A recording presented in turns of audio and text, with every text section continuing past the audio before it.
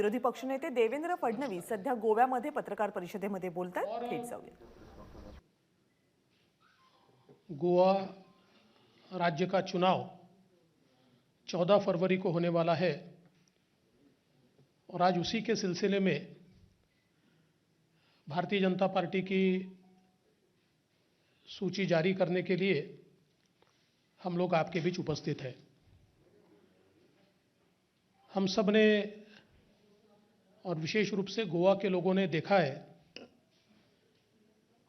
कि पिछले 10 साल से गोवा में भारतीय जनता पार्टी की सरकार ने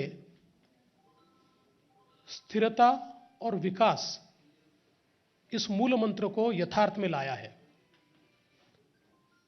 गोवा की पॉलिटिक्स में जो अनस्टेबिलिटी थी उसको बीजेपी ने समाप्त किया और गोवा को एक विकास के नए पथ पर भारतीय जनता पार्टी लेकर गई। गोवा का चेहरा बदलने का काम भारतीय जनता पार्टी ने किया है। विशेष रूप से हमारे मनोहर पर्रिकर जी, उनसे लेकर तो अभी के हमारे मुख्यमंत्री डॉक्टर प्रमोद सावंत तक एक जनता में अच्छी छवि वाले मुख्यमंत्री ये भारतीय जनता पार्टी ने गोवा में लगातार दिए हैं। किंतु जहां एक और भारतीय जनता पार्टी गोवा के विकास के लिए संघर्ष कर रही है, वही अन्य दल ये केवल भारतीय जनता पार्टी के साथ संघर्ष कर रहे हैं। और अगर इन दलों का इतिहास हम देखें, कांग्रेस पार्टी जिसने कई सालों तक गोवा पर राज किया, आज भी उनका जो 2007 से 2012 का शासन अगर हम लोग देखते हैं तो दिगंबर कामत जी के नेतृत्व में उस समय की कांग्रेस ने जो गोवा को सरकार दी, गोवा के इतिहास में सबसे ज्यादा घपले घोटाले ये कांग्रेस की सरकार में देखे। एक दिन ऐसा नहीं जाता था कि जिस दिन गोवा में कोई मेजर स्कैम नहीं होता था और गोवा की छवि को कांग्रेस ने पूरी तरीके से धूमिल किया। इनको सत्ता मात्र इसलिए चाहिए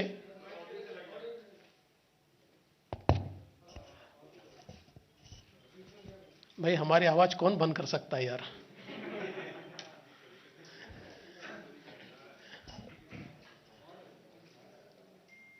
इन पार्टियों को, विशेष रूप से कांग्रेस को, इसलिए गोवा चाहिए कि फिर एक बार उनकी लूट की राजनीति वे शुरू कर पाए और गोवा को पैसे बनाने की मशीन के रूप में, फैक्ट्री के रूप में कांग्रेस पार्टी ये देखती है। और वैसे भी नेताओं का भी कांग्रेस से मोहभंग हो गया है, क्योंकि बड़े बड़े नेता कांग्रेस छोड़कर चले गए, कुछ इंडिपेंडेंट लड़ने की कोशिश कर रहे हैं और जनता का भी कांग्रेस से मोहभंग हो चुका है। इसलिए कांग्रेस कोई भी क्रेडिबिलिटी गोवा के मन में तैयार नहीं करती। अभी गोवा में तृणमूल कांग्रेस पार्टी भी आई है और उन्होंने एक गठबंधन भी तैयार किया है। वहां की जो महाराष्ट्रवादी गोमांतक पार्टी है एमजीपी, उसके साथ ये गठबंधन तैयार हुआ है। तृणमूल कांग्रेस के आने के बाद जिस प्रकार की राजनीति टीएमसी ने की, गोवा ने उस राजनीति को पहले ही नकार दिया। जो एग्रेशन उन्होंने दिखाया और जिस प्रकार से तृणमूल कांग्रेस ये सूटकेस लेकर आई और सूटकेस के भरोसे पार्टी के एक्सपांशन का उन्होंने प्रयास किया, मानो गोवा एक मार्केट हो और वहां के नेता ये मार्केट में फॉर सेल हो, इस प्रकार का भाव जो तृणमूल कांग्रेस का दिखा और फिर कांग्रेस के कई नेता, अलग अलग नेताओं को जिस प्रकार से उन्होंने लिया, और वहाँ की बातें अगर सुनी जाए तो लोग तो कहते खरीदा, पर ठीक है, मैं ये कहना नहीं चाहता हूँ, लेकिन बावजूद उसके अब लोगों के मन में तृणमूल कांग्रेस कोई भी कॉन्फिडेंस इंस्पायर नहीं करती, क्योंकि उसका जो स्टैंड रहा है तृणमूल कांग्रेस का, लोग ये समझते हैं कि इनका स्टैंड ये anti Hindu, anti national and anti democratic है। बंगाल के चुनाव के बाद जिस प्रकार का बर्ताव तृणमूल का रहा है, गोवा के लोग ये मानते हैं कि ये पार्टी गोवा के लिए सूटेबल पार्टी नहीं है। और दुर्दैव से गोवा की होम ग्रोन पार्टी जो है एमजीपी, इन्होंने उनके साथ अलायंस किया, और इस अलायंस के कारण एमजीपी के केडर में इतना असंतोष है कि उनके जो नेता चुनाव लड़ने वाले थे, ऐसे कई नेताओं ने मना कर दिया। कुछ नेता और कई कार्यकर्ता भारतीय जनता पार्टी के साथ आए, क्योंकि पूर्व में एमजीपी बीजेपी के साथ रही है। तो ये सारे के सारे नेता, ये जो टीएमसी का एक प्रकार का एंटी हिंदू स्टैंड है, एक प्रकार का एंटी डेमोक्रेटिक स्टैंड है, इसके चलते वो भारतीय जनता पार्टी में आए। और इसलिए ये जो अलायंस है, ये अलायंस भी कोई लोगों को बहुत इंस्पायर नहीं कर रहा है। तीसरी पार्टी यहां जो आई हुई है वो है आप ने हमेशा की तरह सुबह से लेकर शाम तक झूठ बोलना, और झूठ की बुनियाद पर यह पार्टी खड़ी है, और वही काम उन्होंने गोवा में भी करके देखा, पिछले चुनाव में भी किया, लेकिन पिछले चुनाव में भी लोगों ने उनको गोवा में नकारा, और इस चुनाव में भी गोवा में उनको निश्चित रूप से नकारा जाएगा, क्योंकि दिल्ली में आप जो गोवा में या बाकी जगह जाकर वो शोकेस करते हैं, उसकी दिल्ली में परिस्थिति क्या है ये लोगों ने देखा है। जगमगाती बिजली का नारा आप पार्टी ने दिया था, और जैसे ही अभी बीच में केजरीवाल जी ने कहा कि हम मुफ्त बिजली दे रहे हैं, पूरा सोशल मीडिया उनके ऊपर टूट पड़ा कि भले ही मुफ्त मत दीजिए, पर हमको बिजली दीजिए, क्योंकि इतने बार पावर कट होता है। और लोगों ने एक प्रकार से उसका मखौल बनाया, और लोगों ने यह भी कहा कि गलती से 200 के ऊपर 201 यूनिट हो गया तो पूरा बिल देना पड़ता है, कोई सब्सिडी मिलती नहीं है, और ये सारी चीजें लोगों के सामने हैं। दिल्ली में वाटर सप्लाई के संदर्भ में भी उन्होंने जो एक आश्वासन दिया था, अंत में मोदी जी की सरकार की योजना हर घर नल, उस योजना के माध्यम से आज यहां पर सारा काम जो है वो काम हो रहा है, और लोगों के घर में जल पहुंच रहा है। ये कोई केजरीवाल जी की सरकार इसमें कोई बहुत बड़ा कंट्रीब्यूशन नहीं कर रही है। इतना ही नहीं, तो जिन मोहल्ला क्लिनिक के बारे में इतनी हाइप तैयार की गई थी, एक तो जो उन्होंने खुद टारगेट कहा था 750 का, करीब 430-440 मोहल्ला क्लिनिक तैयार हो पाए, उसमें से भी मार्च 2020 में 200 मोहल्ला क्लिनिक बंद थे। और इतना ही नहीं, तो लोगों के भी ये ध्यान में आया कि जब कोरोना जैसी आपत्ति आती है तो मोहल्ला क्लिनिक किसी काम के नहीं है, वहां पर कोई भी मर्स की उस दवा नहीं है, या कोई भी वहां पर इलाज मिलता नहीं है। तो कुल मिलाकर अगर हम देखें तो आप पार्टी ये गोवा में भी आकर अलग अलग प्रकार के आश्वासन दे रही है, लेकिन लोगों को उनका भी सत्य पता है। तो मुझे लगता नहीं है कि आपके बारे में भी लोगों के मन में कोई विश्वास है। भारतीय जनता पार्टी ने गोवा में स्टेबिलिटी दी है, स्थिरता दी है, और एक स्वर्णिम गोवा का एक सपना जो हमारे मनोहर पर्रिकर जी ने देखा था, उसको पूर्ण करने का काम आज भारतीय जनता पार्टी वहां पर कर रही है। सोशल सिक्योरिटी के माध्यम से अलग अलग स्कीम्स जो आज आप जैसी पार्टी दिल्ली में अनाउंस करती है, 2002 की भारतीय जनता पार्टी की सरकार ने इसमें से कई स्कीम्स लागू कर दी है। तब से लेकर ये स्कीम्स वहां पर चल रही है। फिर 2012 में हमने उन स्कीम्स को और अच्छा किया है।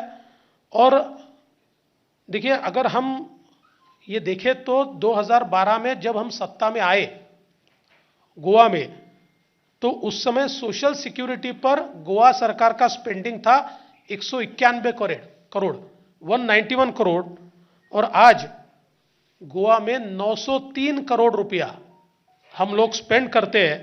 मतलब हम 6 गुना से ज्यादा पैसा आज गोवा में सोशल सिक्योरिटी पर स्पेंड करते हैं। जो दयानंद सोशल सिक्योरिटी योजना गोवा सरकार की है, देश की सबसे पहली योजना है, जिसमें करीब 1.37 लाख लोगों को 2,000 रुपया पर मंथ ये वहां पर दिया जाता है। और जो हमारी विधवाएं हैं उनको 2,500 रुपया पर मंथ ये दिया जाता है। ये बाकी पार्टी आकर आज अनाउंस कर रही है, लेकिन गोवा में ये ऑलरेडी जिस समय मनोहर पर्रिकर जी थे उस समय से लगातार हम लोग उसको दे रहे हैं। उसके बाद दीनदयाल स्वास्थ्य सेवा योजना भी गोवा में लागू है, जिसमें 4 लाख तक हमारे जो गोवा के नागरिक हैं उनको सारे प्रकार के जो हेल्थ केयर फैसिलिटीज है वो उनको मुफ्त मिलती है। और ये भी लागू करने वाला गोवा ये बहुत पहला राज्य रहा है जो बीजेपी की सरकार ने यहाँ पर किया है। इतना ही नहीं, तो अगर हम बाकी भी चीजें देखें तो वुमेन एंड चाइल्ड डेवलपमेंट ये जो विषय है, 2012 में इसका गोवा का स्पेंडिंग था मात्र 54 करोड़ 54 करोड़, जो आज 549 करोड़ तक हम लेकर गए। मतलब 10 गुना ये वुमेन एंड चाइल्ड डेवलपमेंट का एक्सपेंडिचर ये पिछले 10 सालों में बीजेपी की सरकार ने बढ़ाया है। गृह आधार योजना जो है, इसमें भी करीब 1.22 लाख विमेन को 1,500 रुपया पर मंथ ये दिया जाता है, और 1,609 करोड़ रुपए इसके ऊपर बीजेपी की सरकार ने खर्चा किया है। लाडली लक्ष्मी स्कीम में 1 लाख रुपया जो बच्चियों को 18 साल की होती है उनको दिया जाता है, और इसमें भी करीब 72,943 बच्चियों को इसका फायदा मिला है। और मैं ये बता दूं कि चूंकि ये आंकड़े गोवा की पॉपुलेशन के अनुपात में ये बहुत बड़े आंकड़े हैं। अगर हम एजुकेशन की भी बात करें तो गोवा में भारतीय जनता पार्टी की सरकार ने 21 नए कॉलेजेस शुरू किए हैं।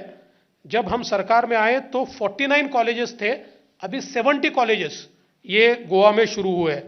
उसके साथ साथ स्कूल टीचर जो है ये अभी 94% जगह भरी हुई है, जो देश में सबसे ज्यादा है।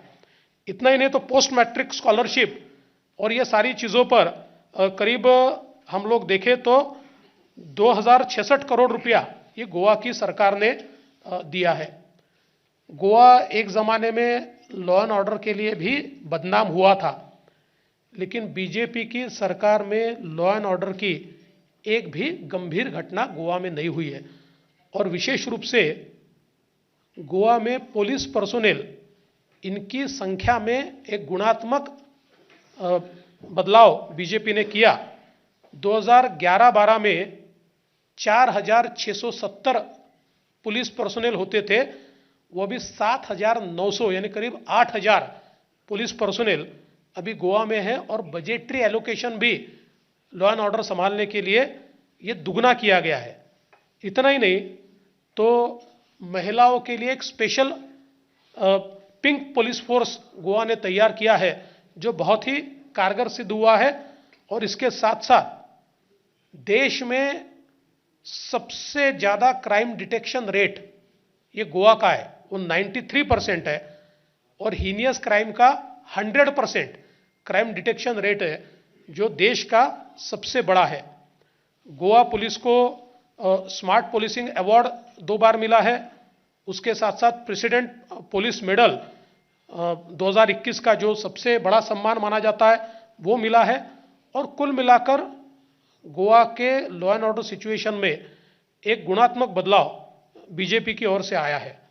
इसके साथ साथ हेल्थ केयर के सेक्टर में भी बहुत बड़े पैमाने पर निवेश बीजेपी ने किया है और करीब हमारी जो पीएचसी थी उनकी जो संख्या है वो 2.5 गुना बीजेपी की सरकार में बढ़ी है और कॉटेज हॉस्पिटल से लेकर तो सुपर स्पेशलिटी विंग तक ये सारे नए चीजें ये बीजेपी ने की है और साथ साथ 100% वैक्सीनेशन करने वाला पहला राज्य ये गोवा बना है। इसके साथ साथ जो हमारी डबल इंजन की सरकार है माननीय मोदी जी की और गोवा की सरकार, केंद्र सरकार ने गोवा को अभूतपूर्व अप्रत्याशित रूप से मदद की है। अगर हम देखें तो जिस समय कांग्रेस की सरकार केंद्र में थी उस समय गोवा को मिलता था, समझ लीजिए 2013-14 में केंद्र सरकार की ओर से 432 करोड़ और बीजेपी की सरकार ने, मोदी जी की सरकार ने दिया 2567 करोड़, यानी 4 गुना 5 गुना पैसा ज्यादा ये केंद्र सरकार ने गोवा को यहां पर दिया है। इसके साथ साथ इतने बड़े पैमाने पर इंफ्रास्ट्रक्चर गोवा में तैयार हुआ है। गोवा का जो मेन हाईवे है उस हाईवे का जो परिवर्तन बीजेपी की सरकार ने किया है, फिर आइकॉनिक जुआरी का ब्रिज हो या फिर अटल सेतु ब्रिज हो या फिर मोपा इंटरनेशनल एयरपोर्ट हो, जिसको जानबूझकर इतने सालों तक दबाकर रखा गया, वो मोपा इंटरनेशनल एयरपोर्ट और इलेक्ट्रॉनिक सिटी इसकी भी शुरुआत, और मोपा इंटरनेशनल एयरपोर्ट में तो अगस्त अगले इस साल के अगस्त तक उसका फर्स्ट फेज कंप्लीट करने का काम ये वहां पर होने वाला है। इतना ही नहीं, रोड डेवलपमेंट के लिए गोवा गवर्नमेंट को पुरानी केंद्र सरकार की ओर से 2009 से 2014 तक मात्र 120 करोड़ रुपया मिला था। 5 साल में 120 करोड़ रुपया और 14 से 19 ये 5 सालों में मिला 4000 करोड़ रुपया। मतलब आप समझ सकते हैं कि 120 करोड़ और 4000 करोड़ रुपया। और उसके साथ साथ अलग अलग अगर हम गोवा को केंद्र सरकार की ओर से दिए गए पैसे का हिसाब लगाए तो मुझे ऐसा लगता है कि गोवा के इतिहास में पिछले 5 सालों में, मतलब हम 25 सालों का भी हिसाब लगाए तो पिछले 5 सालों में केंद्र सरकार ने गोवा को बहुत बड़े पैमाने पर निधि दिया है। तो एक बदला हुआ गोवा लोगों ने अपनी नजरों से देखा है, इंफ्रास्ट्रक्चर देखा है, एक साफ सुथरी छवि वाले चीफ मिनिस्टर को देखा है और लॉ एंड ऑर्डर सिचुएशन को एक अच्छे सुलझे हुए ढंग में गोवा की जनता ने देखा है। हमको पूरा विश्वास है कि फिर से एक बार पूर्ण बहुमत वाली सरकार गोवा में भारतीय जनता पार्टी को मिलेगी। आज हम लोग गोवा की लिस्ट जारी कर रहे हैं, हमारे राष्ट्रीय महामंत्री अरुण सिंह जी इस लिस्ट को जारी करेंगे। आज 40 में से 34 कॉन्स्टिट्यूएंसीज की लिस्ट हम लोग जारी कर रहे हैं। माननीय अरुण सिंह जी। मित्रों, भारतीय जनता पार्टी की केंद्रीय चुनाव समिति की बैठक माननीय प्रधानमंत्री जी की गरिमामय उपस्थिति में संपन्न हुई। पार्टी के राष्ट्रीय अध्यक्ष श्री जेपी नड्डा जी ने बैठक की अध्यक्षता की और सभी चुनाव समिति के सदस्य उसमें भाग लिए। केंद्रीय चुनाव समिति ने जिन नामों की अपनी स्वीकृति दी है, मुहर लगाई है, उन नामों की मैं घोषणा कर रहा हूं। जनप्रिय, लोकप्रिय और ईमानदार गोवा के मुख्यमंत्री डॉक्टर प्रमोद सावंत जी, वह सांकली से विधानसभा का चुनाव लड़ेंगे।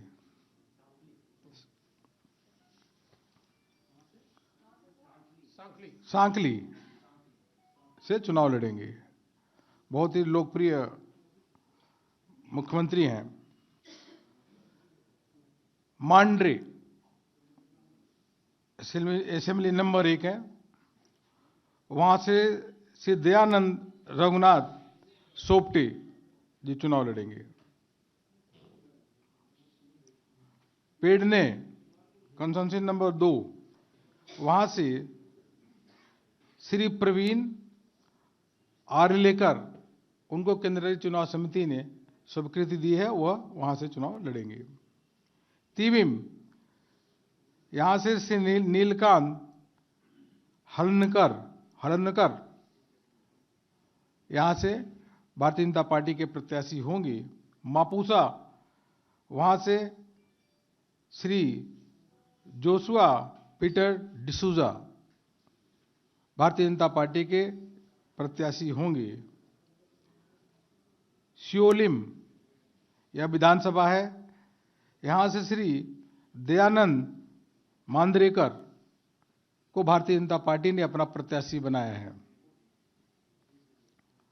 सालीगांव, यह असेंबली कंस्टिट्यूंसी है, यहां से श्री जयेश सालगावरकर यह चुनाव लड़ेंगे।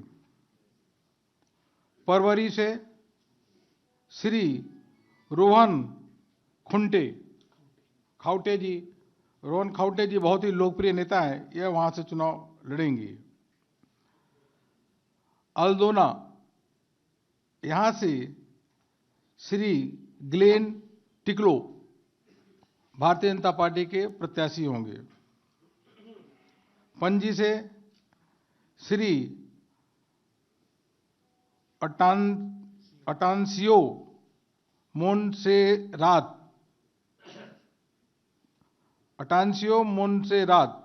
ये भारतीय जनता पार्टी के प्रत्याशी होंगे। तालीगांव से श्रीमती जेनिफर मोन्सेरात, यह भारतीय जनता पार्टी के केंद्रीय चुनाव समिति ने इनके नाम की स्वीकृति दी है, चुनाव लड़ेंगे। 7 आंध्रे, यहां से जो चुनाव लड़ेंगे वह फ्रांसिस्को और सिल्विरा, यह भारतीय जनता पार्टी के प्रत्याशी होंगे। मईम से श्री प्रेमेंद्र विष्णु सेठ, यह चुनाव भारतीय जनता पार्टी के प्रत्याशी। एबीपी माझा, उघडा डोळे बघा नीट।